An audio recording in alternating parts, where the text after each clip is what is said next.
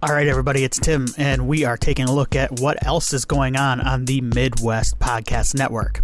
The Midwest Game Nerds are back, and they are still talking about the Final Fantasy VII Remake, which makes sense. It's a long game. Alex also got a PSVR 2, which I might have to go over and check out. And Brian is playing The Quarry, which is a super cool game. So check them out, the Midwest Game Nerds podcast, wherever you get your podcasts. The Game Nerds have also released a new side quest episode. Seems like the Midwest Food Dudes are back because they are talking about one of my favorite local places, Mr. Kebab. Actually had it last night, and I can still taste the garlic on my breath. Willie and I, also released a new Tiny Terror, which you can find on our Patreon, patreon.com/MidwestPodNet. We talk a little bit about Willie's upcoming trip. It's a Ninja Turtles related trip. So check both of those episodes right now on our Patreon, patreon.com/MidwestPodNet. And that is it for this week. Thank you, everybody, for listening, and enjoy the show.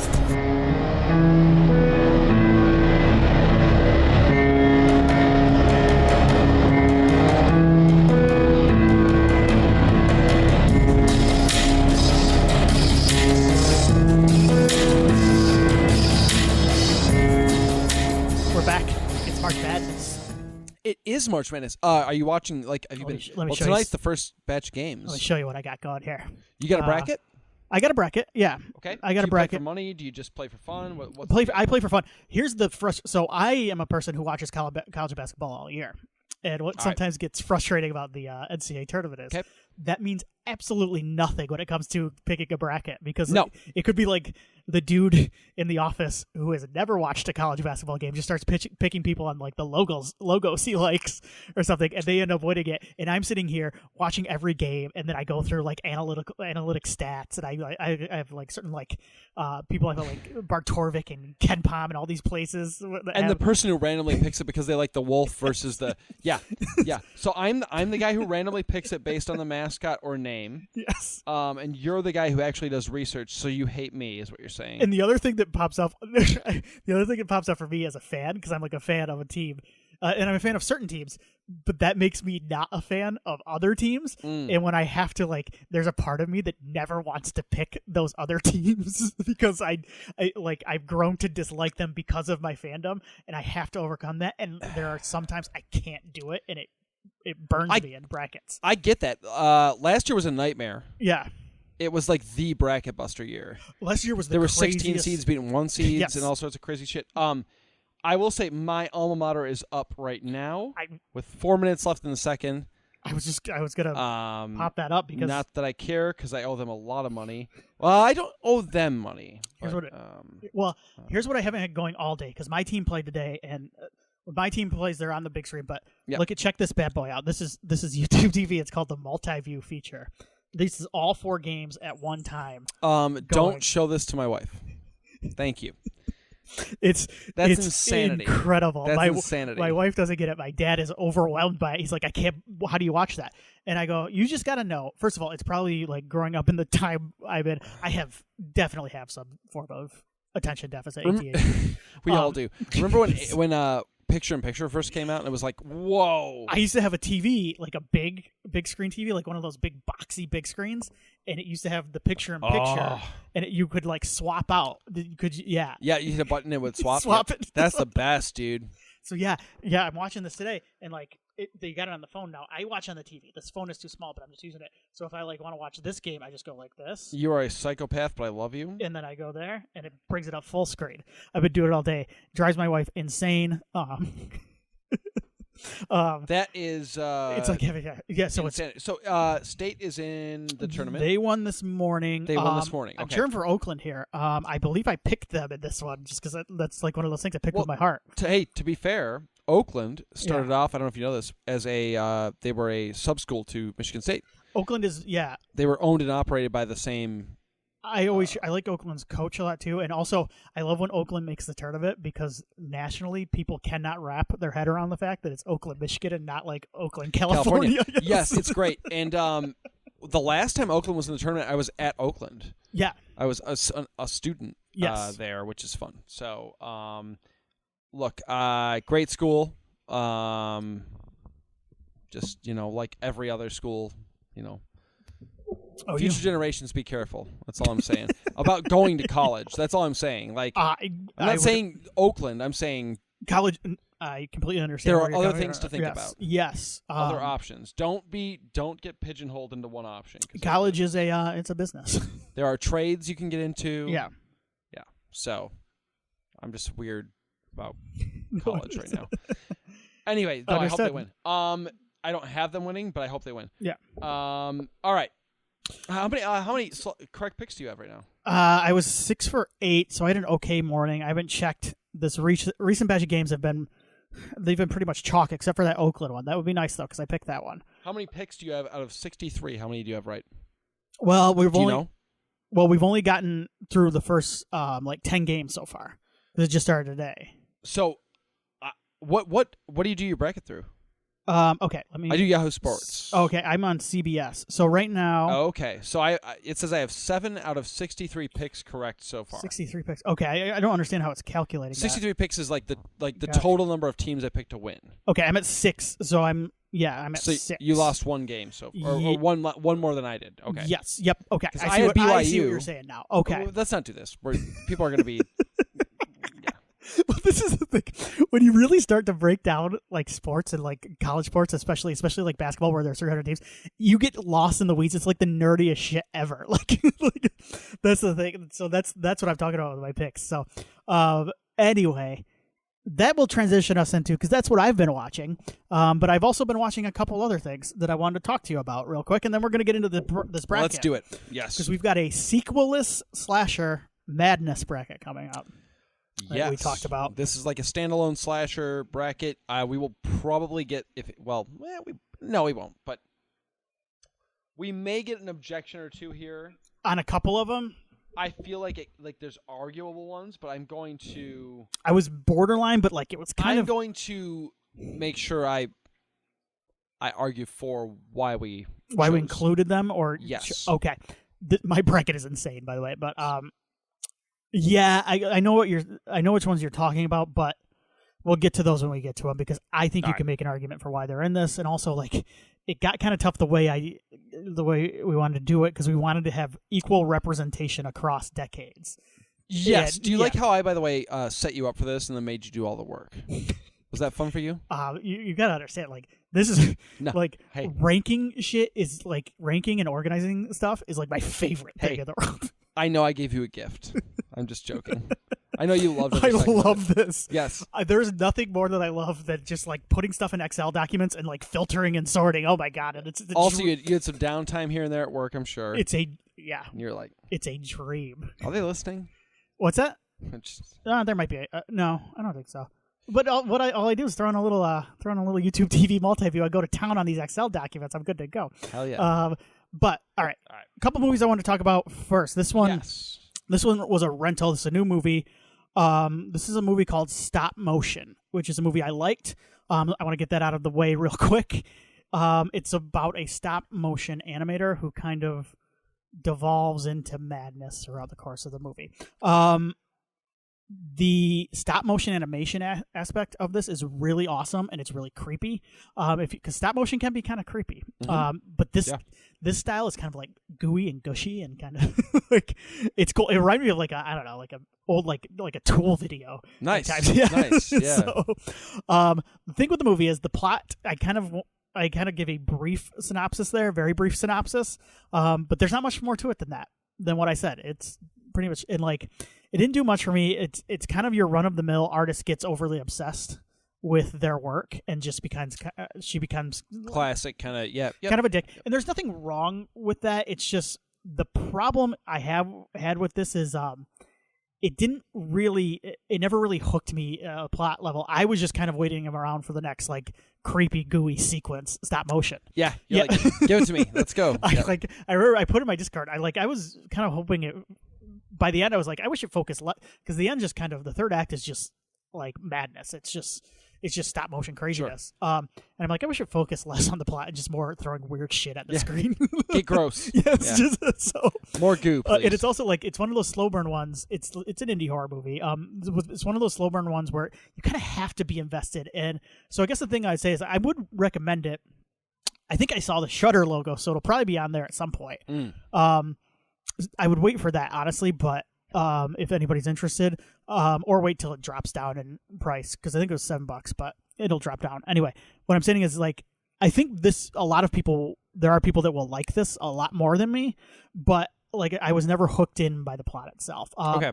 There is a movie that came out a year or two ago called Mad God that is Phil Tippett, who did Star Wars and RoboCop. He did the stop motion for that. It's kind of like his dream project, and that is all stop motion animation, and that is incredible. And that, if you're looking for a modern horror movie, that is one I would recommend. Okay. In a similar vein, but the stop motion is pretty good, and it's out now for rental. Will, you got anything? Yeah. So this one relates back to you. I started watching The Traitors. Oh, The Traitors! How are you liking it? It's delightful. It's so good. Are you on season 1? Yes. Okay. So yeah, please don't. Yeah. I won't. I'm pretty deep into season 1. They've recruited a new traitor, so you know where I'm at. Mm-hmm. I mean, is it good? Like, is it good? Not really. But like, it's as good as bad can get. Does that make sense? Like, in terms of reality shows, this is my jam. Like, this is the best. I know what you're saying. It skirts the line between like trash, but not so trashy that you're embarrassed to watch it. No. And there's just enough strategy behind the game, yes, and like to engage. Where I'm kind of interested. Yes. Yeah. And Alan Cumming.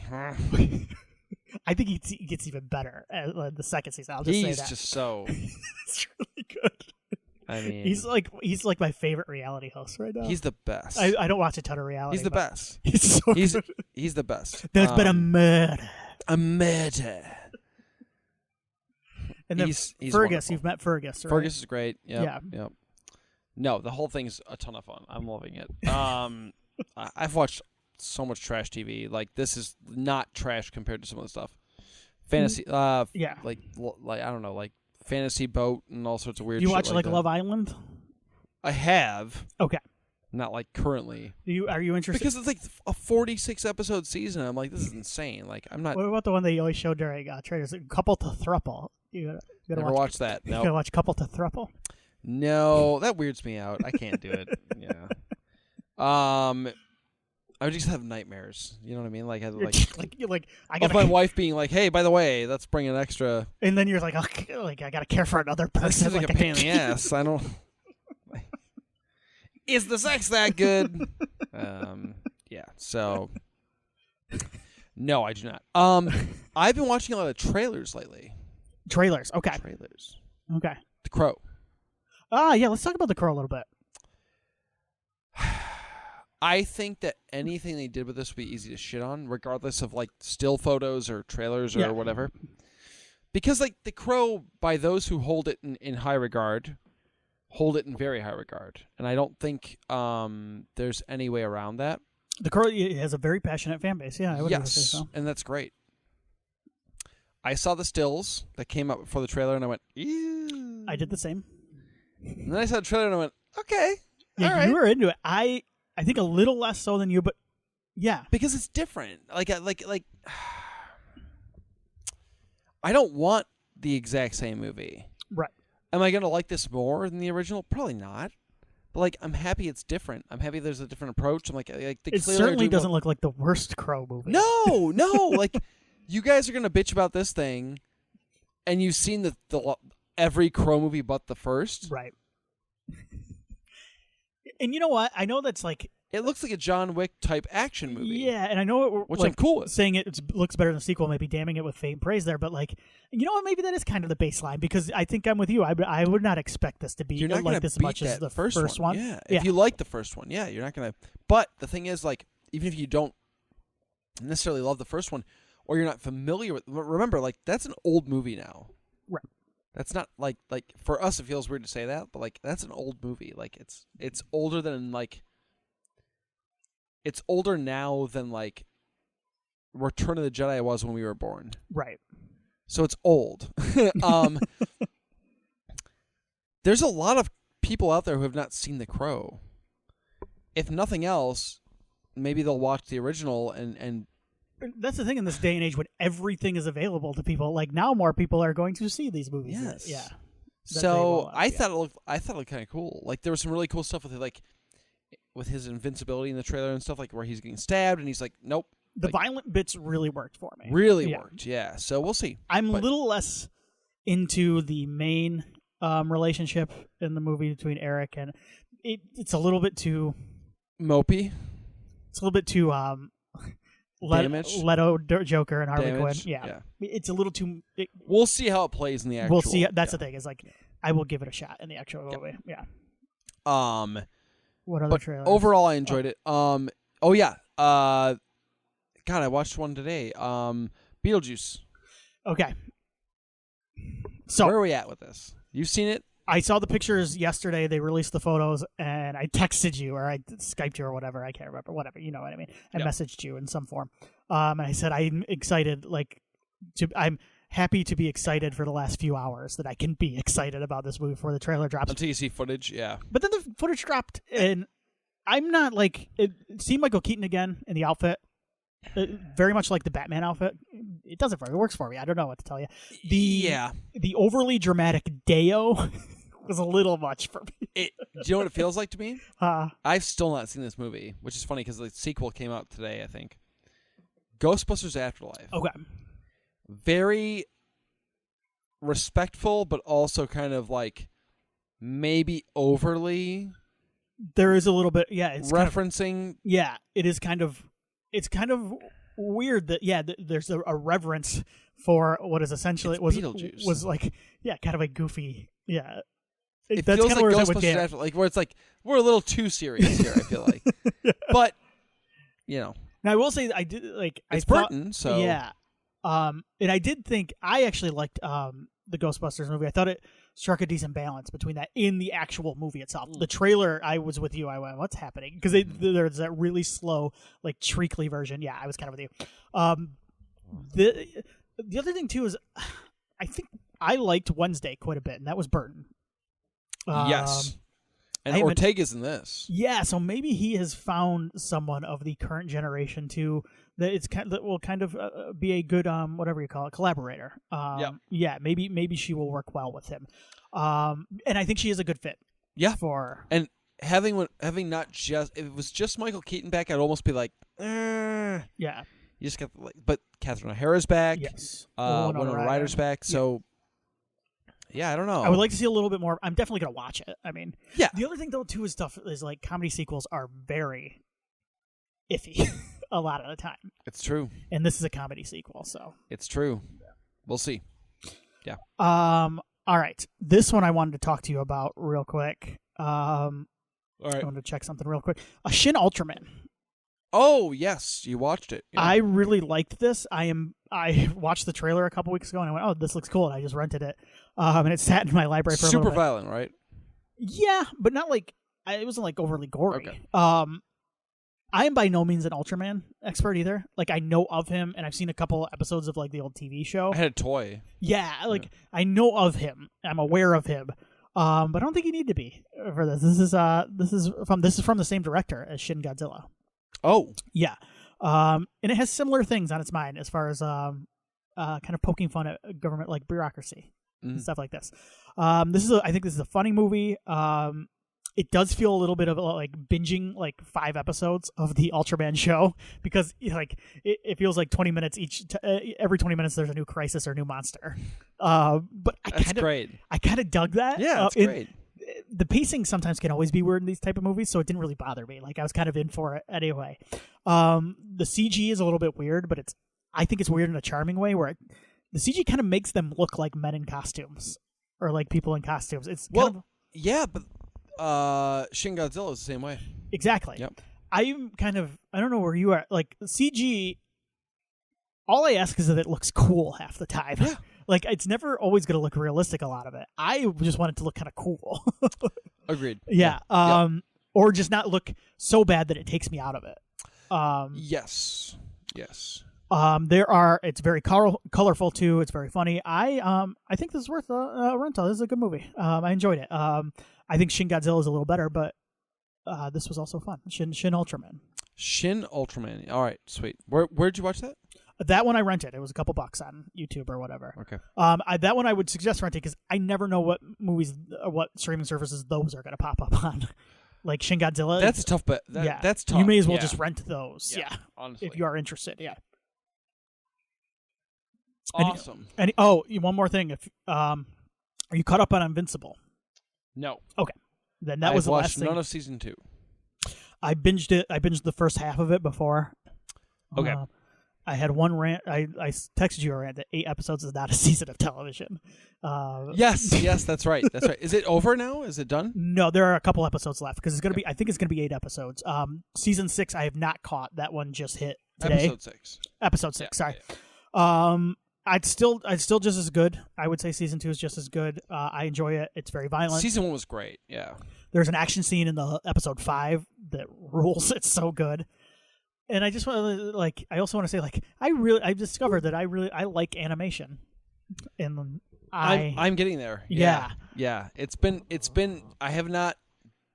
Yeah, I'm with you almost with you. Yeah. I'm kind of falling on the side too, where a lot of these live action remakes of things, like the Disney movies, and even I think like the Airbender movie, the Cowboy Bebop movie. I just don't know if I have any interest in them because they exist to me perfectly in the form they were in before.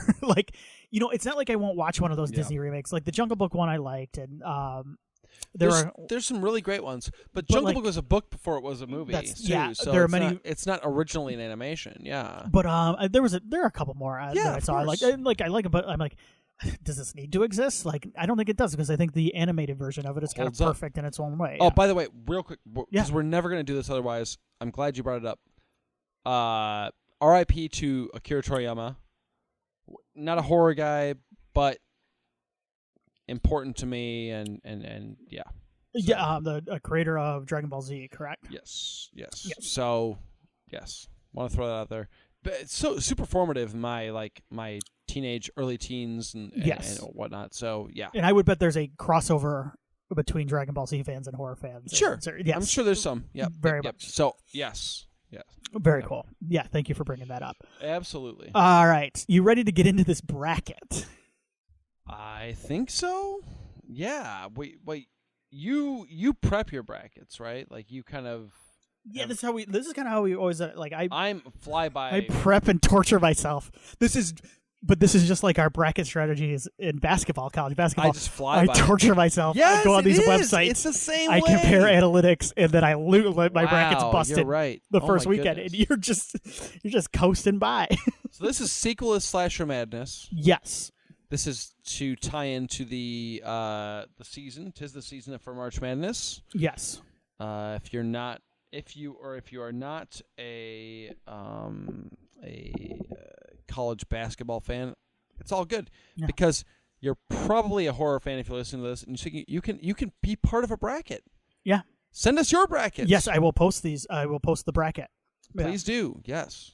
So yeah, let's do it. horrormovieyearbook@gmail.com. That's the place to do it. Yep. All right, so here's what I did to put together this bracket. Right. Willie and I talked it over. We'll get into, as we go through, we'll get into some of the more controversial choices on here. But essentially what I did was 16 movies, 5 from the 80s, 5 from the 90s, and 5 from the 2000s. These are movies that do not have a sequel. Some of them have had remakes. Some of them are remakes. The rule is, if you're a remake, there cannot have been a sequel to your remake. Okay. Yeah. Right? That's general. Right. Your remake cannot have spawned a franchise, and there are plenty of those. Yeah. Hills Have Eyes comes to mind. Mm-hmm. There was a sequel to that remake. Yeah. But we tried to keep it very... This was a story that was told in its own continuity. Mm-hmm. And that was it. And there are 1 or 2 movies that have had fan film remakes, and nothing against those, but I couldn't count those. And then there's stuff like Terror Train I really wanted to put on here, but there was a Terror Train 2 that came out last year on Tubi that I believe was a sequel to technically tied to the original, to the original movie. So I don't believe any of these are tied. I could be wrong on one of them. You can get mad at us if you want to. Yes. It's fine. But what's the point? Yes, and I also tried to take it by IMDb score like we always do. I tried to take the top 5 from each decade. Now, The one more thing before we get started here, we did have one. We talked about All the Boys Love Mandy Lane for the 2000s. Mm-hmm. We ended up taking that out because I haven't seen it in a long time. You hadn't seen it, right? No. And it's not available anywhere. It's like $20 on you. Like it's a dead movie. Yeah. Yep. So it's not available. Welcome to non-physical media, assholes. Sorry. So yeah. Rant over. Yeah. It would have taken like 3 weeks to get here because you would have to buy it from somebody off of like eBay or Amazon. So we put in a different movie for that. I don't remember which one, but it's so crazy to me. How does that happen? Like whatever. So here's what we're gonna do. We're gonna start at the top of the bracket. Yes. I'm just gonna do titles of the movies. Let's do it. And then we'll make our picks. Yep. And we're going to start with, I think, a controversial one, maybe. But, because I took 5 from each decade, and I took 1 from the 70s. And this is the one from the 70s. This is the original Black Christmas. Original. So, I questioned you on this originally. Yes. Because I was like, wait, there's 2 Black Christmas remakes, technically. You're right. And I thought the second remake was, which I've not seen, was a like a sequel type thing. Apparently, it's not. No, there is no connection between the 3 movies. Which is crazy to me. Yeah. Anyway, so, and this is up against which one? This is up against the number 16 seed, the lowest seed in the tournament, Uncle Sam. Oh, my. The Bill Lustig, William Lustig, and Larry Cohen joint from the 90s.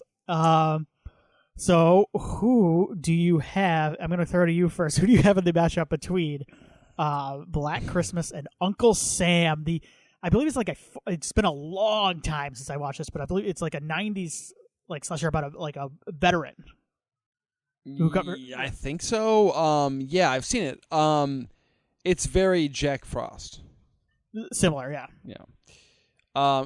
It's Black Christmas. I'm not even like the world's biggest Black Christmas guy, but if nothing else, Margot Kidder. So, you won, by the way. I was keeping an eye on that. Yeah. So. How about that? Brackets busted. Black Christmas and OU. The bracket will Big not winners. be busted here by the 16 seed because I'm with you. I've got Black Christmas. Yeah. Like Uncle Sam, from what I remember, Isaac Hayes is in it as well. I think PJ Souls might be in this one as well too, in like a small role. I believe so. Yes. It's an okay, like, if you are looking for like a deep cut movie. This is, and it is directed by William Lustig, who did like Maniac and Maniac Cop. And then Larry Cohen, who wrote it, he did like It's Alive. He also wrote Maniac Cop, which is a far superior collaboration between the two people. It is. Than Uncle Sam. Black Christmas tends to get a little bit more credit than it's due because it came out before Halloween. Oh, I was talking about Uncle Sam still. Sorry. Oh. No, I'm sorry. No, you're good. Yeah. Well, who's Bob Clark is? Yes. Black Christmas. Yes. Yep. So sorry. No. Bill Lustig. William Lustig, and so that's the better collaboration. But Uncle Sam, you're right. Very in the vein of Jack Frost, but like Jack Frost is a little funnier. This one is a very dark movie, if I recall correctly. Yeah, they both had holographic VHS covers. Like lenticular, right. Yeah. Yes, lenticular, yes. Super silly. But I also have Black Christmas moving on. We're going to go down that side of the bracket if you're ready. Do it. Yep. We are going to talk about Popcorn from like 1991, I think, versus Club Dread, which, you know what, is a pretty straightforward slasher movie for a lot of it is. Yeah. Yeah. It's funny, but it's also, no less a slasher movie than most. What do you got? I have Club Dread. So I recently watched Popcorn for the first time about a year or so ago. And like Popcorn's kind of like I can see why it has a cult following. It's a weird movie. Like it's kind of an early example of like a meta movie because it's about like college students throwing like an all-night movie marathon. And then like someone comes in and it's a slasher movie like that. And they do restage like a lot of classic movies in that way. I have got Club Dread though because Club Dread I think actually works pretty well as a slasher through most of it, and I also think it's funny. Club Dread might be my favorite Broken Lizard movie, and I like Broken Lizard quite a bit. I think I like it better than Super Troopers. But what about Smoking Salmon though? Smoking Salmon is kind of funny. The one that they just came out with, Quasi, is bad. It's really bad. I like Kevin Heffernan and Steve Lemmy the best out of the two of them because the Tacoma FD, the show, is very funny and it's on Netflix. They just canceled it. HBO Max did, or True TV or whatever. I saw that. Yeah. Very funny show. And it's a show that just exists to be funny. Like it has no other aspirations. Anyway, Popcorn also has a weird reggae soundtrack, oddly enough, which kind of ties it to Club Dread in its way. It's true. Club Dread, though, has an iconic performance, a comedic performance in Bill Paxton. One of the greats. Yes. Yes. He's amazing. Yes. Yeah. It's Club Dread. 100%. Yeah. Bill Paxton. Popcorn's... Popcorn has a terrific VHS poster, cover and poster. Yes. Yeah. Here's my thing with Popcorn became one of those, my opinion, sorry if you love Popcorn, became one of those movies where, like, people online were like, you're missing out when people were able to communicate, they were like, see Popcorn. Yeah. It's the greatest slasher you've never seen. It's fine. There's another movie on this list that we'll get to later that I think is in the same vein. I'm happy for you, but no, it's not. Like, it's fine. Club Dread rules. Like, it's legitimately underrated, underappreciated. Like, it's so much fun. And one of my father-in-law's favorite movies, weirdly enough. Yeah. I can see that. I don't know. I can't, so... Because he's a big... because this sticks in my head, because I heard him talking about it at the video store one time. It was one of my first... He's a big Son of the Beach fan, isn't he? A huge Son of the Beach. Yeah. Yeah, that makes sense. Yeah, they're similar in comedy styles. Yeah. Okay. I like that. Yeah. All right, so we both have Club Dread. Yes. We're tied up, or not tied up, but even here now. We got a romantic one up next. Oh my, yes. My Bloody Valentine, the original, and this is another one. The remake is not connected in any way. It's its own thing. Yep. Yes. Versus Valentine, the J.B. Blake's, David Boreanaz, Shannon Elizabeth's in this one, right? Yep. Denise Richards. Oh wait, maybe that's what I'm thinking of. Denise Richards. Yes, yeah. Not who else is in that? Marley Shelton's in it. Thank you. That was who I was trying to think of. So. And from Roswell and Knocked Up. Oh, God, how am I blanking on her name? Oh, Katherine Heigl. Thank you. Yep. Yes, she's also in Valentine. Yes. Here we go. Oh baby, here we go. This is now we're getting good. It's Valentine. Thank you. Yep. I don't want to. I've got nothing against My Bloody Valentine, by the way. I think no. It's a perfectly good a slasher from '81, which there were a lot. We've talked about this. Yeah, we had a whole episode about ways back. I don't even know if you can get it at this point. But we talked about slashers from '81 because that was the year response, the first response of Halloween. It's that first slasher cycle. Late 80 into 81. Yes. Yep. So it was all these slasher movies based around holidays and stuff. It was so silly. They missed the point. But in the best way. Because that's the thing it is My Bloody Valentine is really loosely associated with Valentine. So loosely. Valentine is heavily associated. Valentine plays a integral role in the plot. My Bloody Valentine has more to do with mining. the mining, profession of mining than Valentine's Day.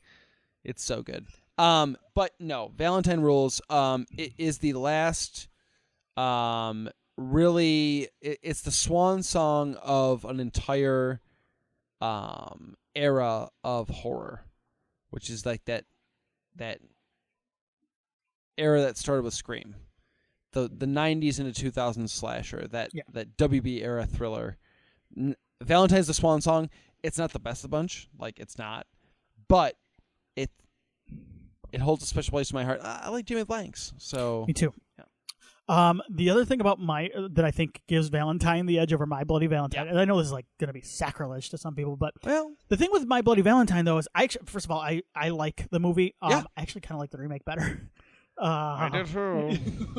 The thing with the original My Bloody Valentine is it got cut to bits because the violence it's a very bloodless movie because it's a Savini project, by the way. So he did effects on it. So whereas the Prowler didn't get cut at all. This one got slapped with an X rating because it came out at a time.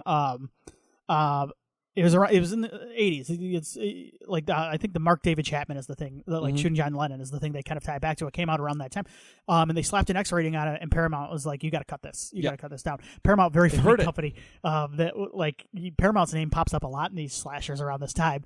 They didn't really like them, but they liked the money they made. So it relies a lot on story, and the story's good. And I like the killer. The thing is, I like the Valentine killer more, and I like his look more. Or their look more. The baby, without the spoiling. Cupid. Yeah, the cherub. Yes. Yes. Cherub. Thank you. Yes. And he does the cherub does a couple of cool little kills. There's a hot tub kill. A hot tub kill. There's an arrow kill. He's got Cupid's arrows. Gotta do it. Yeah. Love it. But the best kill in Valentine is actually, I think I love a good broken glass on a door. Oh yeah. So hot zombie tub style. Yes. Yep. So we both have Valentine. We're locked up so far. We are. I think we might be locked up here too. Bottom of this bracket: April Fool's Day versus Cherry Falls. Oh man, this is tough actually. Okay. The hardest one so far. So I don't love either one of these movies. Like I don't like adore. It's Cherry Falls for me. Okay. And it's not a movie I love, and spoiler alert, it's not moving on for me. Yeah.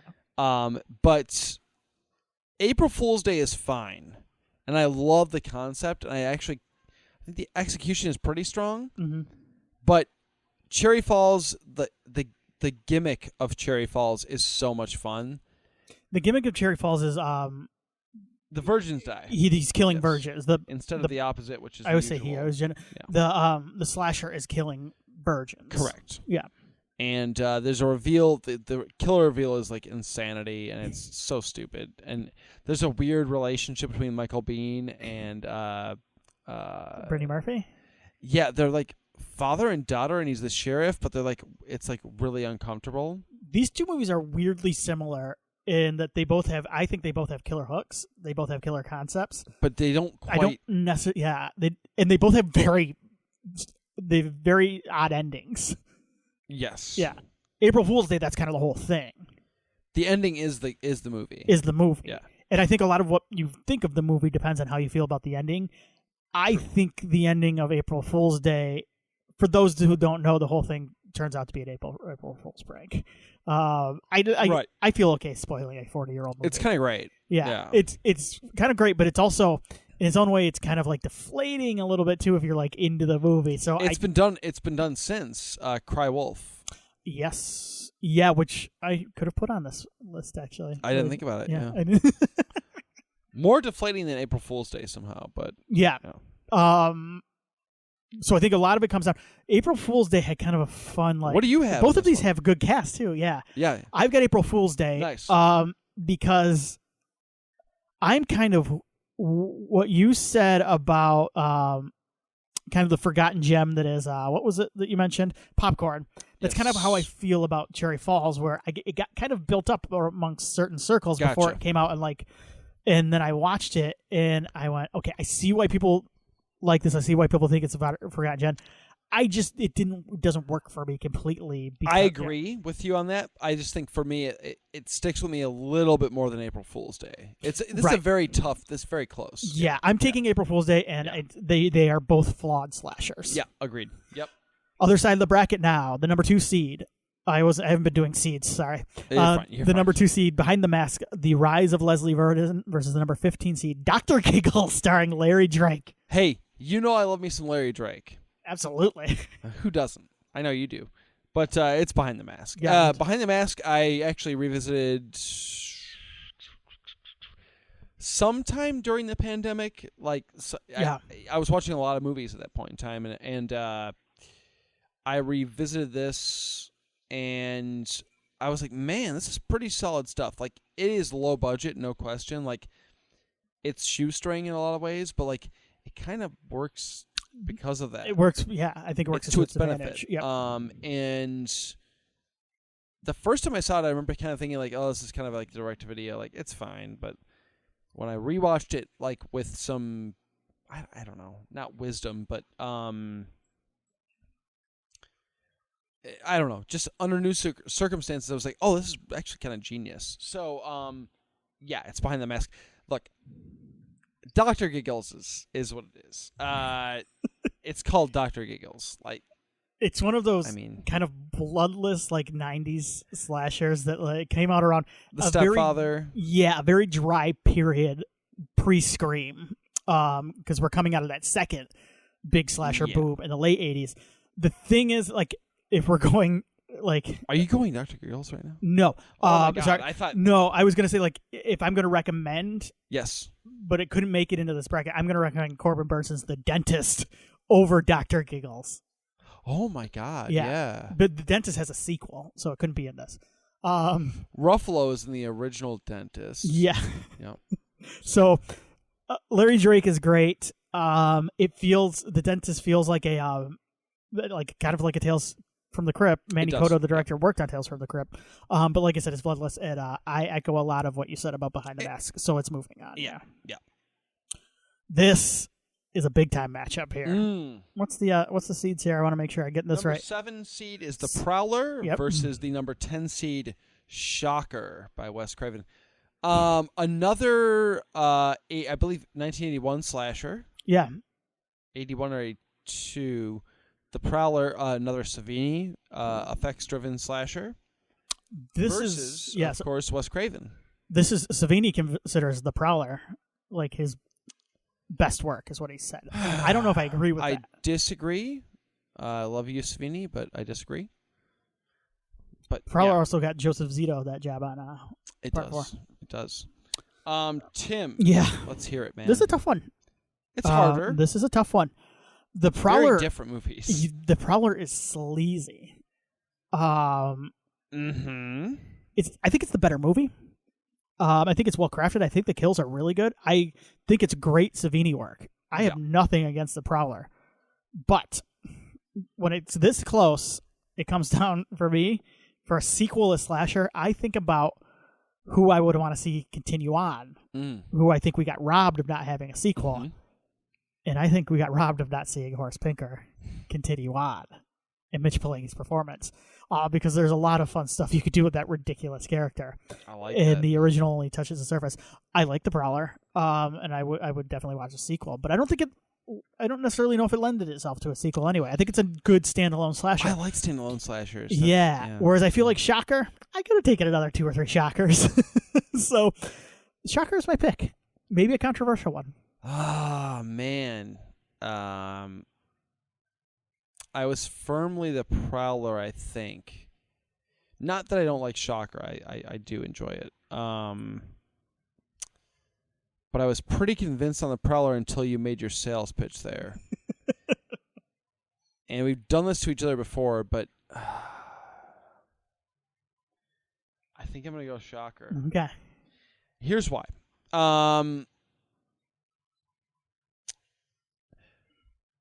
There are a lot of sleazy early 80s, first couple of years of 80s slasher movies. And most of them you don't want to have on when anybody with an earshot is in the vicinity. Yeah. Because somebody's moaning.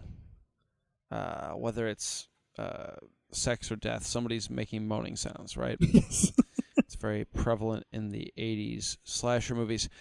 But The Prowler is the sleaziest, I think, which is tough. We've got another sleazy one coming up here. But I think The Prowler edges it out in sleaze a little bit. I think so too. I think the Prowler is like top sleaze of that era. Yes. Like towards the top. I'm sure I would agree. Yeah. Shocker is insane.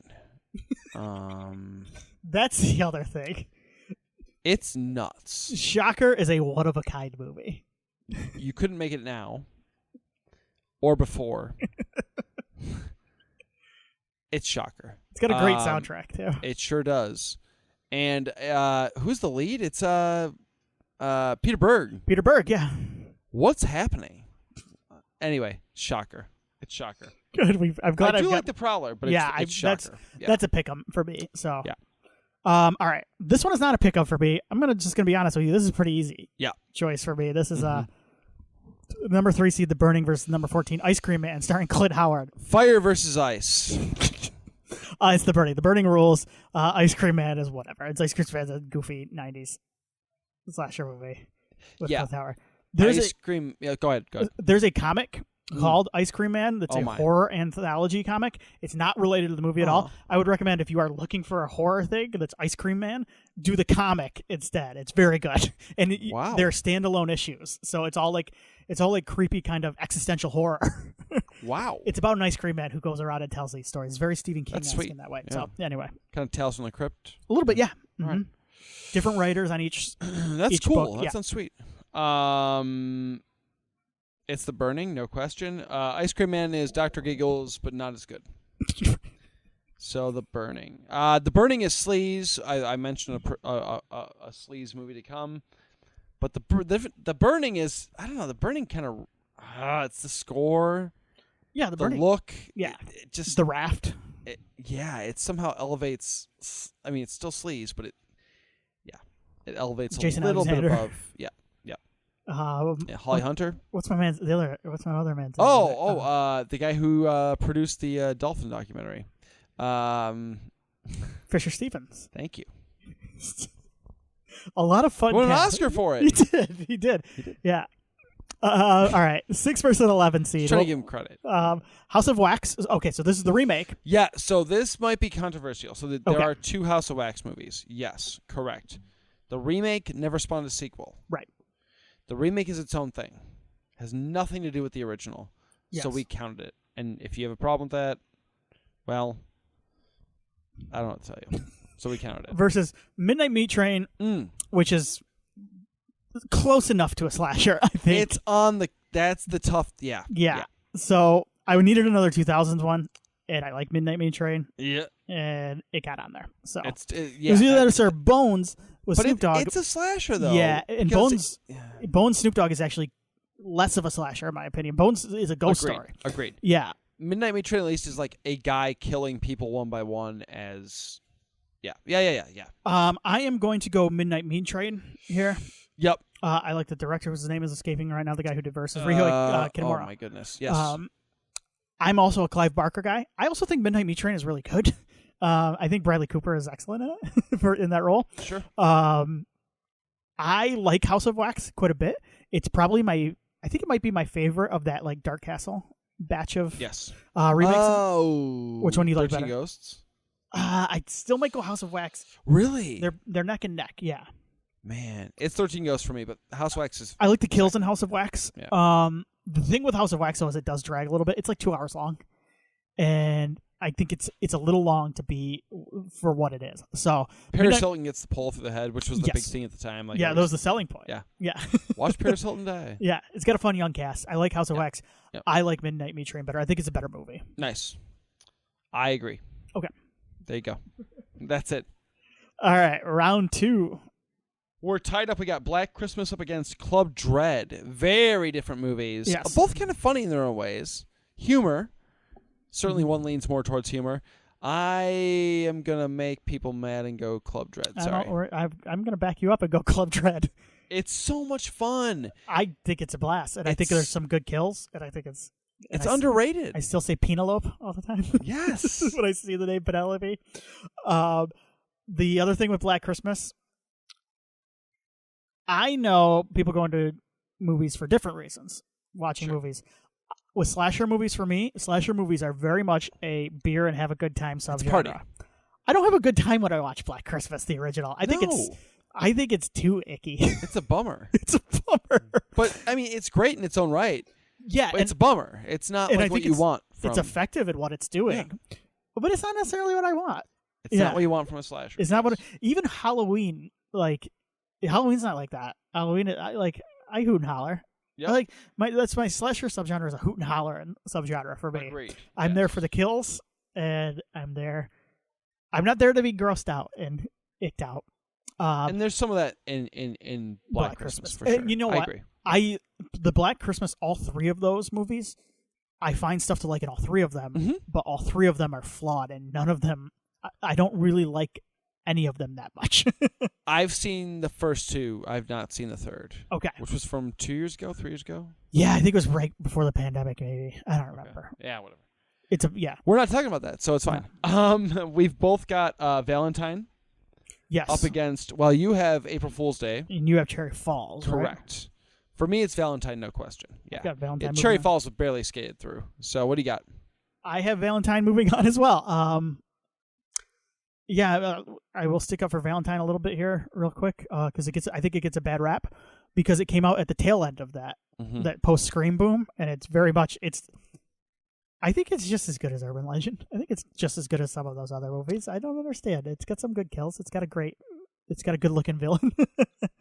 I think a lot of it people were exhausted by that style of slasher movie by the time Valentine came out because it came out in like 2001. That subgenre was gone. It was a year or two past its sell by date, pretty much. Scream 3 was 2000. No, 99. Scream 3 was 2000? Yeah. Yeah, Scream 3 was like 99, 2000. Yeah. Was it? And people were burnt out by then. Before that came out, I think. Because we had the I Still Know, I Know What You Did Last Summer, I Still Know, and then we had Urban Legends and Urban Legends Cut.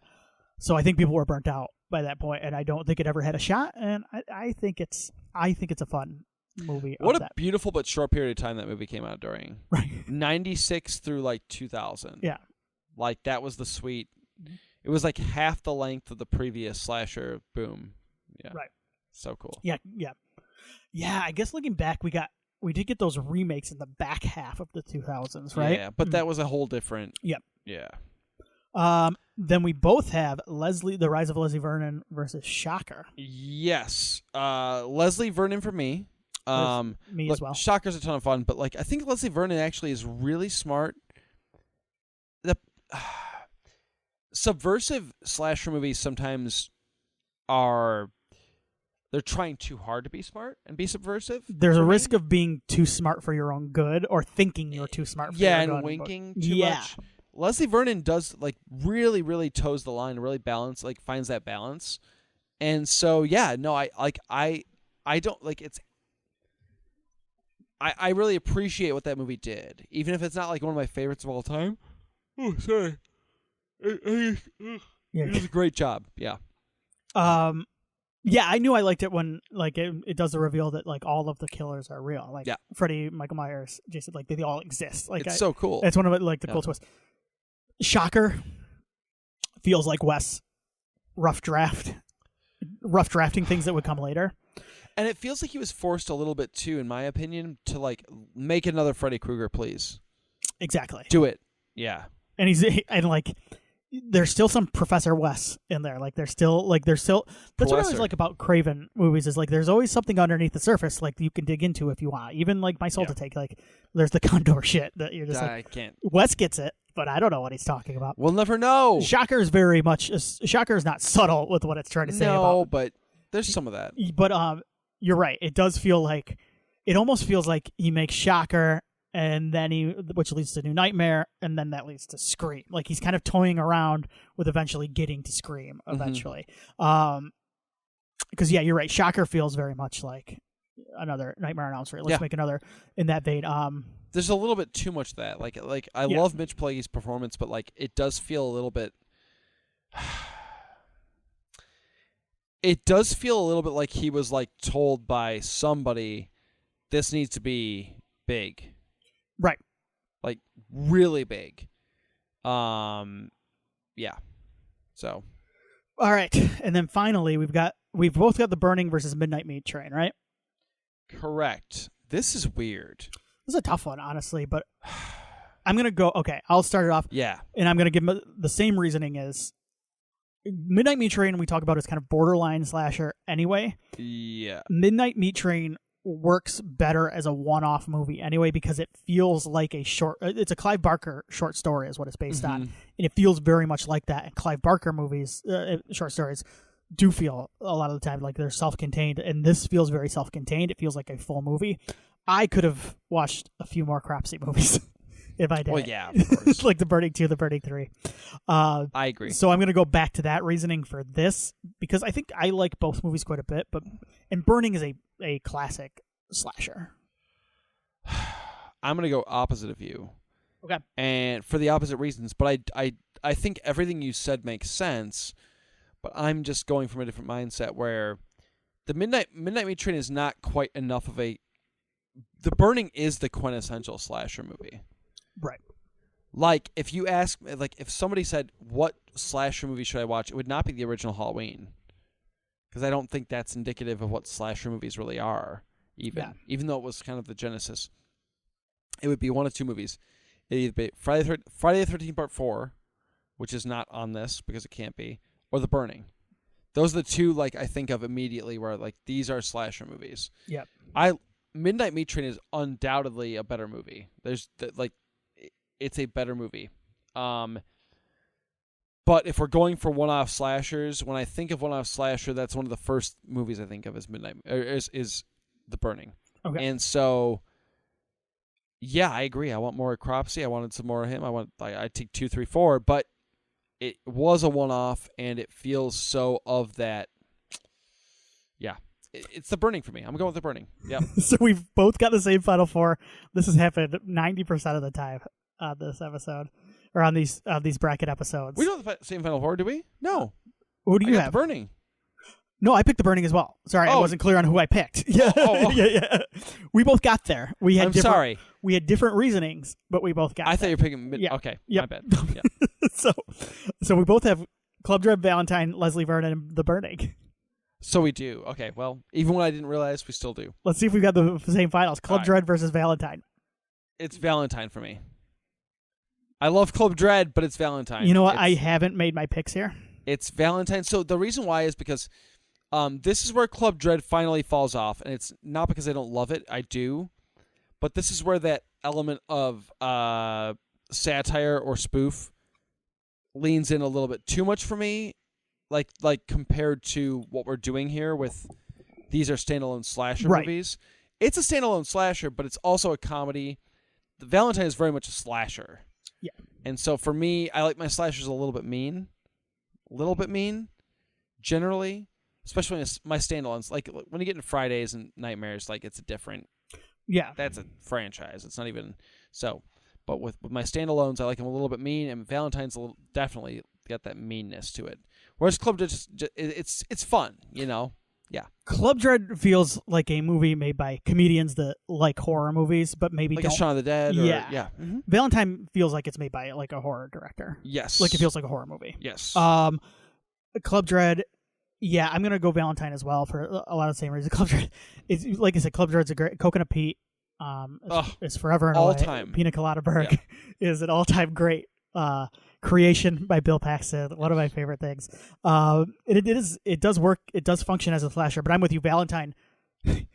I have personal connections to both of these movies because I did watch them at like the right age. Yeah, they both hit for those reasons. For sure. And like I fully admit that Valentine is a lot of this is due to maybe even like nostalgia for it, but yeah, I like Valentine. Yeah. Leslie Vernon versus The Burning. All right, I'm going to start here. All right. This is tough though because I feel like I know I'm going Leslie Vernon just because I like it better. Yeah. That's all I'll say. And you know what? It bums me out that we never got a sequel that maybe is a little bit more straightforward in its intentions. Yeah. Or even maybe just a sequel that is... There were talks for a while. Yeah, but it never, it's always fallen through. And then there were talks about continuing it, I think, in graphic novel form, but that's never happened. Yeah.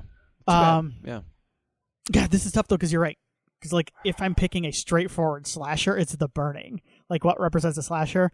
But I'm also kind of picking what I like better, what I would rather watch. But I don't know. I might want to watch The Burning. I'm picking Leslie Vernon because I like it just a little bit better. That's my reasoning. Yeah, I'm going The Burning. Okay. Same reasons as you. Yeah. But, like, yeah. Once you get down to the final four in these things, a lot of the time, it just comes down to personal preference. I love Leslie Vernon, but for me, The Burning is just that is the slasher. Like, that's a slasher movie. So I have Valentine versus Behind the Mask, The Rise of Leslie Vernon. You have Valentine versus The Burning, which is a really cool final matchup. What do you got?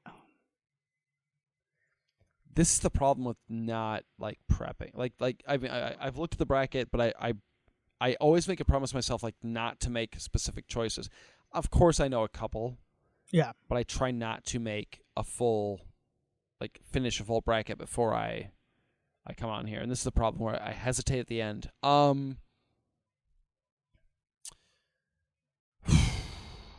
It's oh my god. You go first. I can't do it. This is just me just picking the movie I like better. I think it's a better movie. I'm picking Leslie Vernon, Rise of Leslie Vernon. For a lot of the same reasons too that I mentioned. Like this one feels like a real missed opportunity for a sequel, whereas Valentine's I would have enjoyed more Valentine movies, but like this one feels like I feel like kind of robbed that that story never continued on. Whereas Valentine, I guess I don't, but I do a little less. I would have liked to have seen some direct-to-video Valentine sequels, nice. Like kind of like even how like they did the Urban Legends. But Leslie Vernon is a movie that like I actually wanted to see a continuation of that first movie. So it's The Burning. Okay, go with The Burning. It's the score actually that gets me. That I'm gonna go with that as the final like. Man, the performances are better in Valentine. The plot is it's better. God, I don't know. The Burning has that Rick Wakeman score, which makes the whole movie like height. Like, if it did not have the score behind it, it would not have made it as far for me.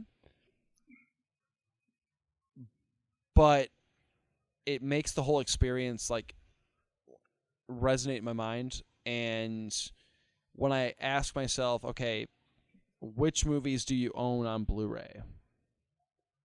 I own The Burning. Like, I bought The Burning purposefully. I could have bought Valentine, and I haven't yet. Like, I have it on DVD somewhere, but so it's The Burning. That's the one. So there we go. Woo! That was hard. That dude. was a tough bracket. Honestly, it was a tough. I'm glad we did it though. Me too. Yeah. It was a fun exercise. It got me back in the groove of but it was kind of tough putting it together because like we mentioned, like some of the picks were like borderline in certain ways. And it was tough picking because this is one where it kind of a lot of these aren't great movies, but they are good slasher movies. Right. There's a difference. Yeah. The Burning's not a great movie. No. I'd argue there's not many great movies in this bracket, right? By traditional standards, but there's some great slashers. Yes. Yeah. It's weird saying that, but I think to those who know it, what we're saying makes sense. I hope so. Yeah. I think most people I've interacted with get it, even if they're not fans. They're kind of like, that. I get Halloween, Nightmare on Elm Street, I would say Hellraiser are great movies. Scream. Those are both great movies and great slasher movies. Yep. Halloween. Sleepaway Camp. Halloween 2, not a great movie. Pretty good slasher. Pretty good slasher. Sleepaway Camp, not a great movie. The Burning, pretty good slasher. So I think that's what there's a whole difference. Yes. Yeah. It's porn, but instead of money shots, it's people getting killed. That's the great slasher. Yeah. The money shot is the kill scene. Mm-hmm. Yeah. Shitty acting. Mm-hmm. Half nude people until they get nude. Characters you don't really want to like or care about. You want to fast forward through the bullshit. Yeah. So you can get to the stuff. You want to be kind of. It's basically porn with knives. Buzzed by the end of it. Exactly. So, yeah. Anyway, yes, that was fun. Thank you. It is for indulging me in that one. I'm gonna post this somewhere. Don't come at us with any. You can't do that. Yeah. We already explained ourselves, but I will. Hopefully, I didn't insult anybody. But I'll post this a couple places, and I'll try to get this out on our social media as well. And then horrormovieyearbook@gmail.com for the brackets. I'll post these after the episode is released. Let us know. Willie, it is your pick next because we did this bracket after mine. Yeah. To put you on the spot. So, I was thinking about revisiting one. It's a more recent movie. I'm pretty sure have you seen this? I'm going to give you some hints. It started as a Cloverfield spinoff. Oh, Overlord? Can we do Overlord? Yeah, we have not done that. It's more recent, but like I kind of... Oh, no, I like Overlord. I have good feelings about that movie from what I recall, but I'd like to revisit it. No, I'm Overlord totally would be cool. Yeah. I'm totally down. And I saw the trailer for the Captain America Black Panther video game, which looks really cool. The didn't see the trailer. I heard about it. It's set during World War II. Yeah. I was thinking World War II today, and I was like, oh, Overlord. Like, that's 2, right? Or 1? What? One of them World Wars. Yeah. I believe it's 2. Yeah. I think it's 2. Yeah. So I was like, man, I want to watch Overlord. Let's do it for the podcast. Yeah. So Overlord. That's what I want to do. Cool. Very cool. Very cool. Sweet. Yeah. Cool. It's available on stuff. Yeah, let me check just real quick. I think it's on. I'm sure it's on Prime, if nothing else. It's at least you could rent it. I just want to be sure. When did it come out? It came out in 2019. 2018. It's on Tubi. Tubi, perfect. Boom. Perfect. Our bread and butter. Man, that's awesome. There we go. And you know what? If you don't want to deal with ads, you can pay $2 on Prime. There you go. Your choice. Perfect. All right. Thank you, everybody. Stay safe and stay scared.